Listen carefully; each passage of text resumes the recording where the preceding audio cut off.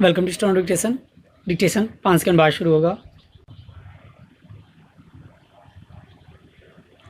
Ready start. चेतना एवं जीवन आपस में गहराई से जुड़े हुए हैं।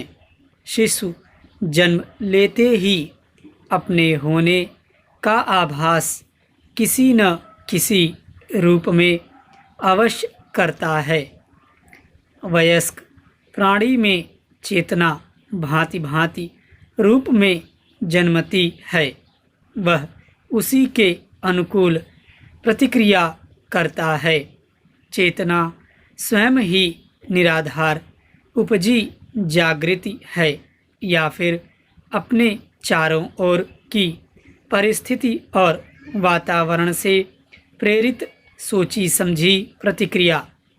प्राचीन इतिहास खंगालें तो चेतना से प्रेरित अनगिनत महान आत्माओं के किस्से और सत्य कथाएं मिलेंगी, जिन्होंने समाज को नया मोड़ दिया, अपने अपने क्षेत्र में क्रांति पैदा की। कितने भी कष्ट और विरोध झेले, लेकिन अपनी चेतना की अग्नि को बुझने नहीं दिया। ऐसे लोग देश ही नहीं अपितु संसार भर में मानव जाति के कल्याण के माध्यम बने। Para change.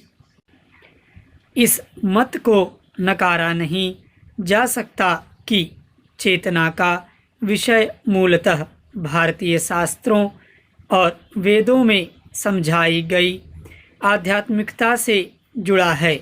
इसलिए चेतना को इसी वैदिक, धार्मिक, सांस्कृतिक परिप्रेक्ष्य में ही समझा जाना चाहिए, न कि पाश्चात्य विचारकों के मंतव्यों से। हम सभी अपनी अपनी चैतन्य अवस्थाओं से गुजरते और जूझते हैं। जब कोई अमानवीय कृत्य देखते या सुनते हैं तो हमारी मनः स्थिति चित्कार कर उठती है कि ऐसे कुकर्मी की चेतना नहीं उबलती, उसे प्रतिबंधित करने को प्रेरित नहीं करती। कदाचित उसकी चेतना ने सही गलत में अंतर करना खो दिया है, या फिर उसकी अंतरात्मा जड़ हो चुकी है। पैराचेंज। दरअसल हम अपनी चेतना के अनुरूप जीवन पर्यंत अच्छे बुरे को परिभाषित करते रहते हैं। चेतना से सोच बनती है तथा मन भावनाओं को जन्म देता है। प्रायः भावनाएं सोच पर हावी होने लगती हैं। जानते हुए भी हम अपनी भावनाओं के जाल में फंसकर सही सोच से बच निकलने के प्रयास में लगे रहते हैं।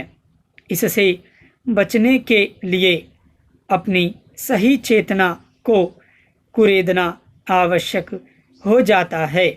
ऐसे में आध्यात्मिक ज्ञान कारगर हो जाता है। हालांकि स्वयं अपनी चेतना को जागृत करने से ही यह संभव है। स्टॉप।